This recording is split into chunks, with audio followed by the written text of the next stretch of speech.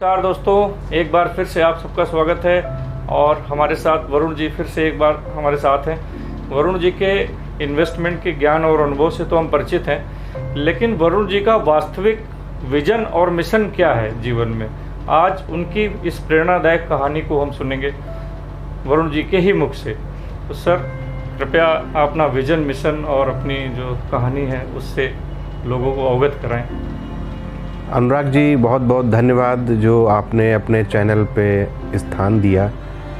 और जो हमारा विज़न और मिशन है वो बहुत पहले हमने ये कहें कि आज से 20 या 25 साल पहले देखा था कि हम इस तरह की करें। लेकिन होता क्या है कि जो बहुत सारी व्यक्ति की अपनी समस्याएं होती हैं, तो जब ईश्वर चाहता है तभी उसका प्रारंभ हो पाता है, और बिना उसकी इच्छा के बिना शायद वो चीज़ें रूप नहीं ले पाती हैं। या हम इसको ऐसे कह सकते हैं कि ईश्वर ने वो समय और निर्धारित कर रखा है, वो समय पे ही आके वो चीज़ अपने आप से केंद्रित होने लगती हैं और कहीं ना कहीं वो एक रूप जो है लेने लगती है।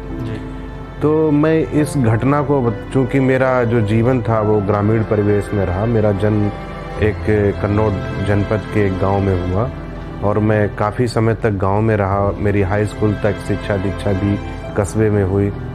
तो इसके बाद में एक मैं आपको 97 की घटना बताता हूँ। हमारे यहाँ चूँकि आलू का क्षेत्र है और आलू कृषि प्रधान है, मतलब आलू का मेन जो एग्रीकल्चर है, खेती है, वो आलू की होती है। और आलू से जुड़े हुए उसके जो बिज़नेस होते हैं, लोग जो बिज़नेस भी करते हैं वो आलू से जुड़े हुए ही करते हैं। तो मेन कन्नौज पहले फर्रुखाबाद जनपद हुआ करता था, बाद में फर्रुखाबाद से कट के कन्नौज बनाया गया। तो फर्रुखाबाद डिस्ट्रिक्ट जो था वो सिर्फ आलू के लिए ही जाना जाता था। आज से 30 साल पहले देखेंगे तो फर्रुखाबाद से ही आलू अन्य प्रदेशों में जाता था। तो एक बहुत बड़ा केंद्र था आलू का। लेकिन अब धीरे धीरे कई अन्य डिस्ट्रिक्ट्स आलू के उसमें आगे। तो मैं 97 की एक घटना बताता हूँ। 97 से पहले 96 और 95 में क्या हुआ कि आलू में लगातार बहुत अच्छे प्रॉफिट आए। तो उसको देखते लगातार 2 साल प्रॉफिट आने का मतलब था कि 97 में अधिकांश किसानों ने आलू ही बोया। और दूसरा क्या हुआ कि 97 में जो क्लाइमेट थी वो आलू के बड़े अनुरूप थी। तीसरा क्या था कि उस साल कोई भी रोग आलू की खेती में नहीं लगा। तो जो किसान के पास पैसा था तो उसने काफ़ी अच्छे फर्टिलाइज़र भी डाले और लागत, जिसको हम लोग कहेंगे, तो बड़ी अच्छी लागत लगाई। और उस साल जो प्रोडक्शन था वो जस्ट डबल हो गया। दोनों वजह से, एक तो एरिया में भी यानी रकबा में भी बढ़ गया था और उत्पादन में भी, जो किलोग्राम में कहेंगे तो जस्ट डबल प्रोडक्शन हुआ। इसकी किसी को कानों कान हवा नहीं लग पाई। यानी कि जो इसका भंडारण होना था कोल्ड स्टोरेज में, तो कोल्ड भी भर गए और इसके बाद में भी जो आलू था किसानों का वो बाहर घरों में, बागों में, खेतों में सड़ गया। और इतना नुकसान हुआ कि उस साल शायद आलू किसानों की सबसे ज़्यादा उस आत्महत्या के केस दर्ज हुए। और वो उस साल का जो नुकसान था वो, चूँकि उस समय केवल आलू ही कृषि प्रधान था, तो आलू के नुकसान से 10वें साल किसान उससे निकल नहीं पाया। चूँकि कर्ज हो गया, कर्ज को निपटाने के लिए फिर वो घटनाक्रम, जब किसान एक बार जंजाल में फंस जाता है तो फिर वो उससे निकलना बड़ा कठिन हो जाता है। बिल्कुल सही। तो वो एक प्रक्रिया थी, तो कई वर्षों तक रही और मेरा परिवार भी उससे प्रभावित हुआ। उसमें ऐसा शायद ही फर्रुखाबाद डिस्ट्रिक्ट में या जो देश के अन्य जिला थे, ऐसा कोई बचा नहीं था जो 97 में की आलू त्रासदी की लपेट में ना आया। तो ये एक बड़ी घटना, चूँकि मैं घर में था और बचपन से ही चीज़ों को मैं गंभीरता से देखता था, तो मुझे बड़ी इस बात की वो रहती थी कि किस तरीके से ये हुआ और इससे बचा जा सकता। तो ये मेरे दिमाग में हमेशा ये एक प्रश्न रहता था कि किसानों की आय को कैसे बढ़ाया जाए और उनके जो रिस्क है वो कैसे मैनेज किए जाएं। आलू में इतना रिस्क है, शायद पूरे दुनिया में किसी भी बिज़नेस में इतना रिस्क नहीं होगा जो आलू की बिज़नेस में रिस्क है, आलू की खेती में रिस्क है। इवन शेयर मार्केट में भी उतना रिस्क नहीं है। कारण ये है कि शेयर मार्केट एक बार क्रैश हो गया या गिर गया भाव, तो हम अगर उसको होल्ड करें तो कुछ समय पश्चात जो है मार्केट रिकवरी कर जाता है। लेकिन आलू में ऐसा संभव नहीं है, क्योंकि आलू की एक सीमा निर्धारित है कि आपने जो कोल्ड स्टोरेज में भंडारण किया है वो भी एक निर्धारित समय के पश्चात आपको निकालना ही निकालना है, अन्यथा वो फेंक दिया जाएगा। तो इस घटना ने मुझे जीवन में सबसे ज़्यादा प्रभावित किया, और ये मेरा एक किसानों के प्रति लगाव बचपन से था। तो मैं दूसरे जब प्रोजेक्ट में काम करता था, उसमें कहीं किसानों संबंधित कोई चीज़ आ गई तो मैं उसको बड़ी बारीकी से अपने एक फाइल बना के उसकी कटिंग करके उसको प्रोजेक्ट को एक मन में था कि कभी इस पे भी काम करेंगे। दूसरा क्या था कि जब भी मेरा कस्बा सिकंदरपुर कस्बा है, वहाँ से थोड़ी दूरी पे गांव है। बचपन में जब अपने बाबा के साथ, मम्मी के साथ या पिता के साथ में जब मैं कस्बे में आता था तो आसपास बाग बगीचों से निकलते हुए कभी गर्मी का एहसास ही नहीं होता था कि छाँव में आ गया। अभी मैं जब अब अपने गांव जाता हूँ, रोड जरूर पक्की बन गई, सब कुछ हो गया है, लेकिन अगर आपके वाहन से आपकी मोटरसाइकिल है पंचर हो जाए तो अब ऐसा कोई स्थान नहीं जहाँ पेड़ की छांव में आप अपनी मोटरसाइकिल खड़े हो सकें। जी बिल्कुल सही। तो ये मैं बचपन में मेरे घर के बाहर से ही बाग प्रारंभ हो जाता था, उसी में हम लोग खेलते थे। गर्मियों में आम तोड़ने जाते थे, पूरी दोपहर कब निकल जाती थी पता नहीं चलता था। आज का समय ऐसा है कि मैं अपने पुराने घर से ही बाहर नहीं निकल सकता हूँ, क्योंकि पेड़ और बाग निरंतर खत्म होते चले गए। हम लोगों ने बचपन में जो हरियाली देखते थे, सावन का महीना होता था या चौमासे जिसको बोलते, 4 माह पानी बरसता था। इतना पानी बरसता था कि हम लोग 4 महीने तक घरों में कैद हो जाते थे और कस्बे से डिस्कनेक्ट हो जाते थे, कहीं कोई जा नहीं पाता था। इवन बारिश इतनी होती थी कई दिनों तो जो है जानवरों के लिए चारा भी नहीं आ पाता था। लकड़ी ईंधन के रूप में जो जलती थी वो सूखी मिलती नहीं थी। तो इस तरीके की जो हमने क्लाइमेट देखी है, आज वो एकदम से उल्टा हो गया। आज हम 46-47 डिग्री टेम्परेचर देख रहे हैं। तो एंटी क्लाइमेट इतनी चीज़ें होने लगी हैं। अब आप कानपुर के पास बिठूर उसको ले लीजिए। जब यहाँ रामायण काल में माता सीता को यहाँ पे छोड़ा गया तो ये पूरे जो समय था, क्षेत्रफल था, उस समय का सबसे घना जंगल था यहाँ पे। आज भी उसके 1-2 वृक्ष बिठूर में उपस्थित हैं, जिनको देख के आप ये अंदाजा लगा सकते हैं कि कितना घना जंगल रहा होगा। आज उससे अगर आप कल्पना करके आज तुलना करेंगे तो बिठूर का जो क्षेत्र है, जो कि ब्रह्मावर्त है, वो आज रेगिस्तान के रूप में कन्वर्ट हो रहा है। जो 10-15-20 साल पहले लोग गए होंगे उन्होंने भी देखा होगा हरियाली को, लेकिन वो हरियाली निरंतर क्या है, खत्म हो रही है। आपकी जंगल वाली बात से याद आया मुझे कि ऐसा जिक्र है जब अंग्रेज यहाँ पे थे तो कानपुर और लखनऊ के बीच हाथी और बड़े जानवर इस तरह के पाए जाते थे, लेपर्ड वगैरह, ये काफ़ी आम थे, दिखाई पड़ जाते थे। मतलब इवन हाथी दिख जाता था कानपुर से लखनऊ के बीच जंगलों में, इतने घने जंगल थे। ये देखिए अनुराग जी, यही मैं कहना चाहता हूँ कि जो नेचर था उसके हम लोग विपरीत चले गए।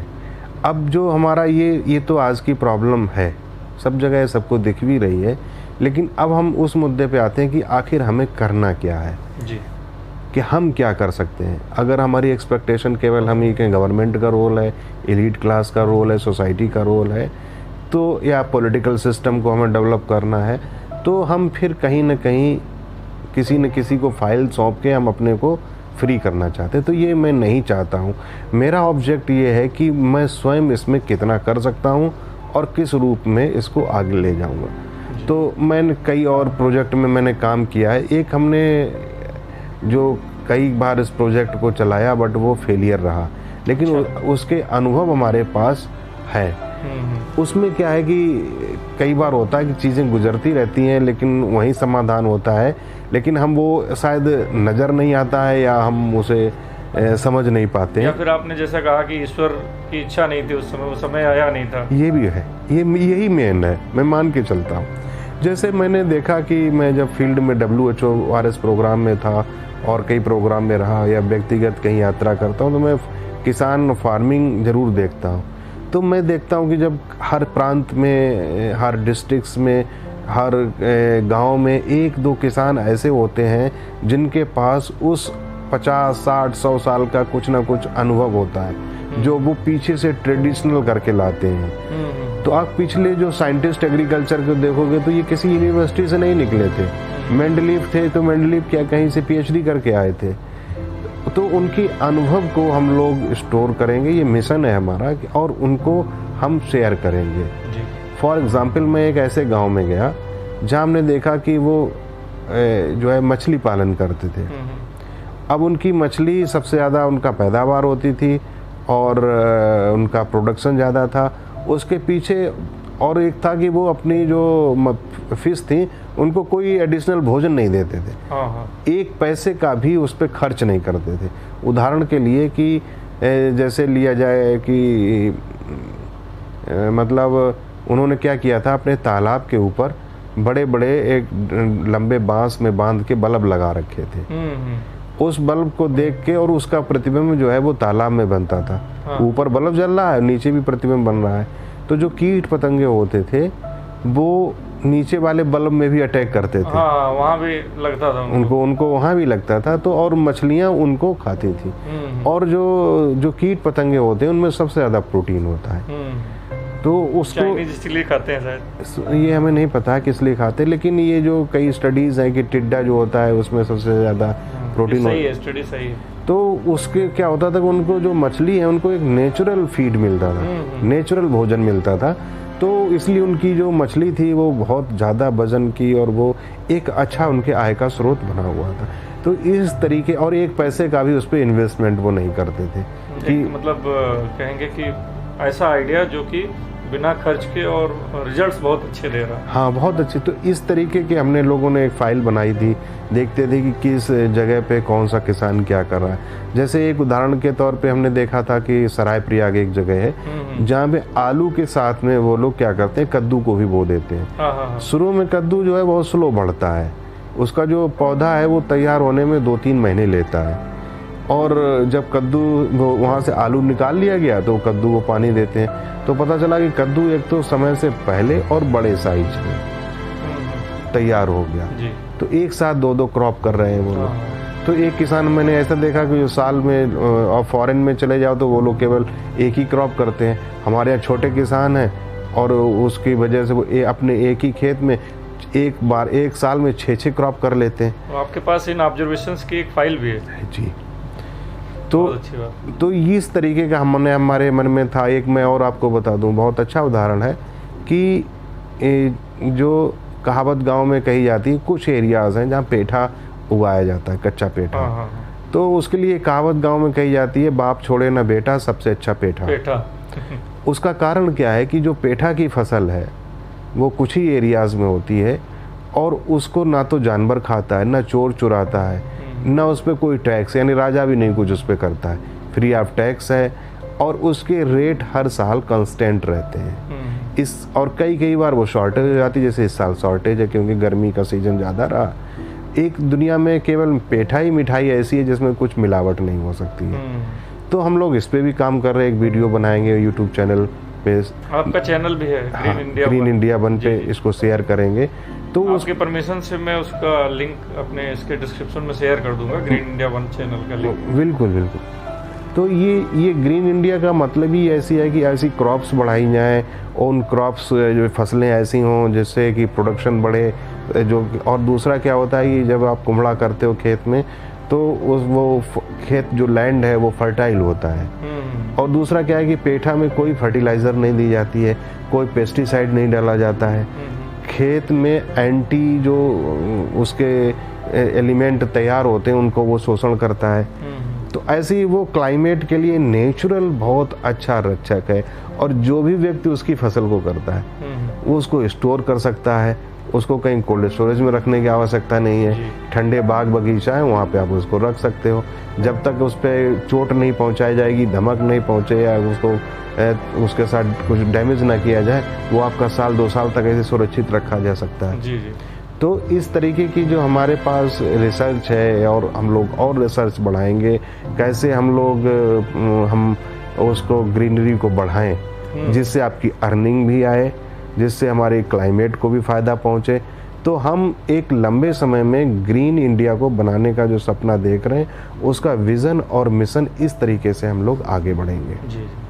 उसको होगा कैसे, उसके लिए हमारे पास 2 हमने ऑब्जेक्ट बनाए हैं। एक तो अवेयरनेस करने के लिए हम लोग कई उनसे टाई अप करेंगे, दूसरा हम लोग कई जो प्रेशर ग्रुप्स हैं या सामाजिक संस्थाएं हैं, उनके माध्यम से हम अपनी बात को सेंट्रल गवर्नमेंट के पास में और जो हमारी राज्य सरकारें हैं उनको भी हम सुझाव भेजेंगे। और अगर वो एक्सेप्ट करते हैं तो अच्छा है, नहीं हमारा कोई पॉलिटिकल इसमें एजेंडा नहीं है कि हम उसके लिए कोई बहुत ज़्यादा दबाव बनाएं। हमने हमारा एक सुझाव है, हमने दे दिया, या कहीं मिलने की बात आई, कहीं डेलीगेशन जाना हुआ, तो उसके लिए भी हम लोग एक संगठित टीम के रूप में कार्य करेंगे। जो हमारी पुरानी चीज़ें हैं, ट्रेडिशनल चीज़ें हैं, जिससे निश्चित रूप से अगर वो चीज़ें नहीं होती तो हम सस्टेन ना कर रहे होते, जबकि पूरा जो आज विश्व है वो खाद्य संकट से गुजर रहा है। 2 चीज़ों का संकट बहुत बड़ा है, लेकिन उन दोनों चीज़ों के लिए इंडिया इतने बड़े रूप में सामने आया है कि जैसे कि हम गेहूं को ले लें, गेहूं का जो बहुत यूक्रेन, रसिया, पोलैंड ये कंट्रीज़ थे, इनकी बड़ी भागीदारी रहती है। और अगर मान लो 5% भागीदारी ही ख़त्म हो जाए या 10% सप्लाई रुक जाए तो एक पूरे विश्व में उथल पुथल सा संकट आ जाता है। दूसरा यही सेम चीज़ आलू की है जी। आलू के जो मेन प्रोड्यूसर हैं वो Poland, Ukraine, Russia, China and India, only ये कंट्रीज़ हैं। तो रसिया और यूक्रेन, पोलैंड ये लोग क्यों आगे हैं, उसका रीज़न ये है कि उनके यहाँ बरस भर भंडारण करने के लिए कोई अलग से स्टोरेज नहीं बनाया। ठंडे देश हैं, टेम्परेचर बहुत लो रहता है, तो वो वेयर हाउस में आराम से वो स्टोर कर देते हैं, जहाँ से वो आसपास के जो कंट्रीज़ हैं उनकी डिमांड को वो पूरा करते हैं। लेकिन अब इस माहौल में वो सप्लाई संभव नहीं है। तो इस तरीके से हम लोग देखेंगे कि जो अगर चावल, गेहूं के बाद में अगर कोई खाद्य है तो वो आलू है। आलू एक बहुत बड़ा भोजन है कुपोषण को रोकने के लिए। हाँ, कुछ लोगों ने उसको एज ए डिफेम किया है।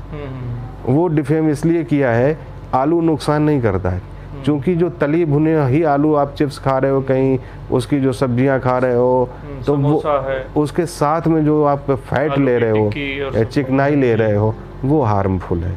और जबकि आलू एक ऐसा थर्ड एक पार्ट बन गया है चावल फूड में कि वो उसने फिश और उसको भी पीछे कर दिया। सही बात है। तो ये एक हमारे पूरे विश्व की आलू किसानों को लोग हंसी उड़ाते हैं या कहते हैं वरुण जी आप क्या आलू आलू चिल्लाते रहते हैं, लेकिन उन्हें शायद पता नहीं है, उन्हें डेटा नहीं पता है कि आलू ने कितने लोगों को भोजन उपलब्ध करा दिया है। कि जैसे हम अगर उत्तर भारत की बात करें, उत्तर भारत जो है वो 4 महीने लगातार जनवरी, फरवरी, मार्च, ये इनके भोजन में लगभग 50% आलू होता है घरों।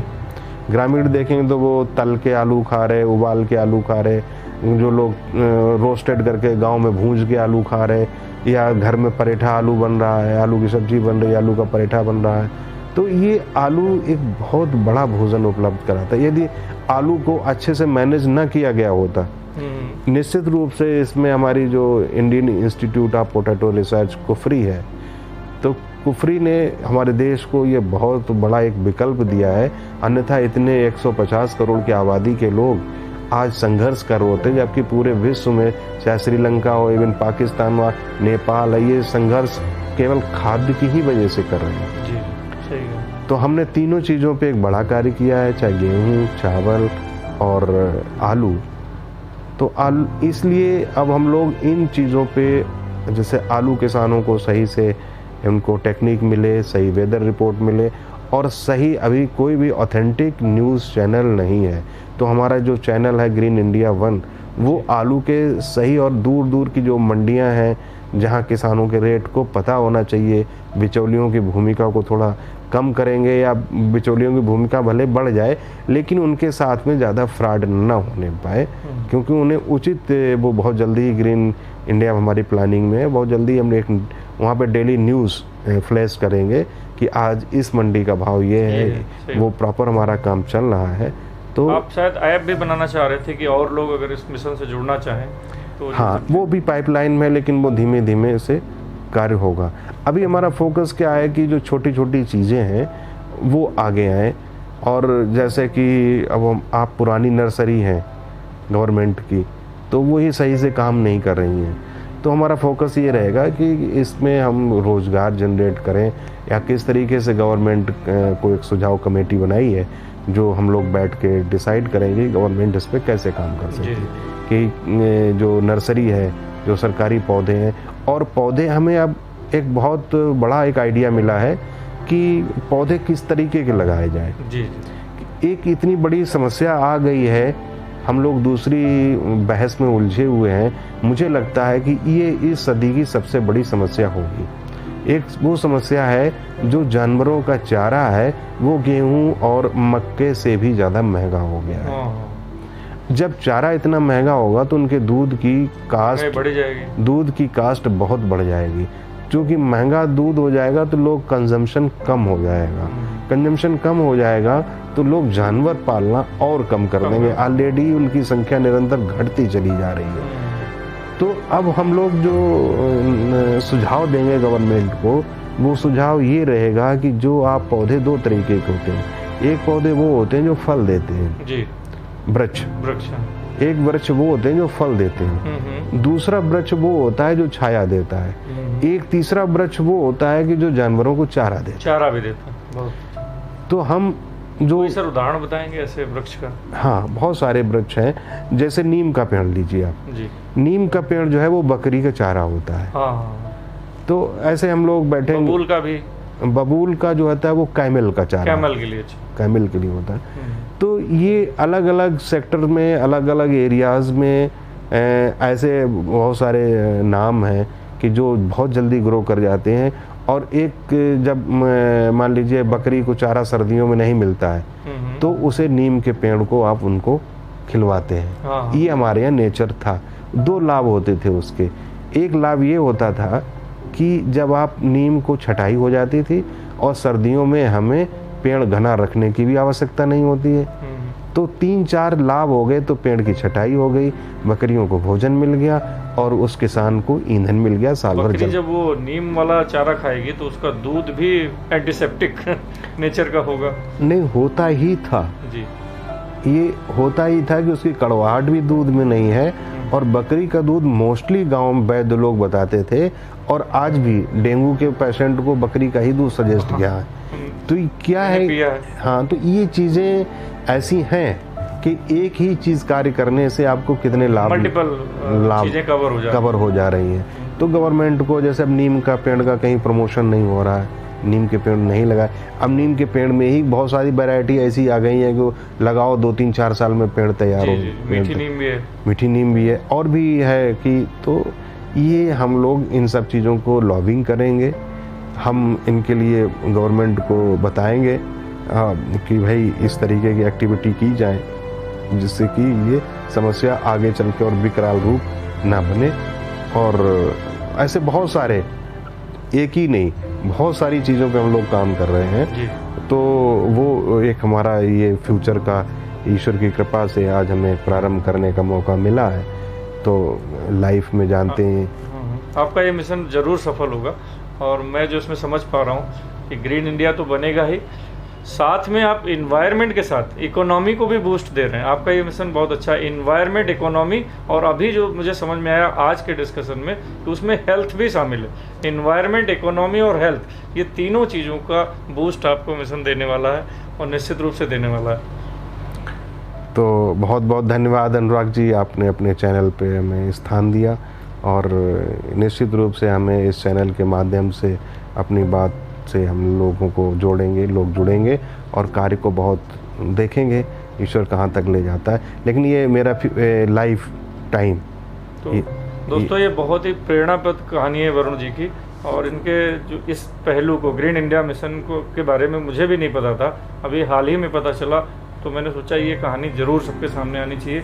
और ऐसे ही देखिए ग्राउंड लेवल पे अपने देश में कितने लोग कितना काम कर रहे हैं, और ऊपर ऊपर शो ऑफ करने वाले आपने बहुत सारे देखे होंगे, लेकिन ग्राउंड लेवल पे लोगों के साथ जुड़ के काम करना सबके लिए संभव नहीं होता है। मैं आपको केवल फाइनेंशियल एडवाइजर ही समझता था, लेकिन आपका ये जो मिशन है इसमें मैं आपके साथ पूरी तरह से हूँ। और आप लोग मुझे कमेंट करके बताइएगा कि कौन लोग इस मिशन के साथ हैं। एटलीस्ट सद्भावनाएं आपकी जरूर इस मिशन के साथ होनी चाहिए। इसी के साथ हम लोग सर विदा लेना चाहेंगे। नमस्कार। नमस्कार।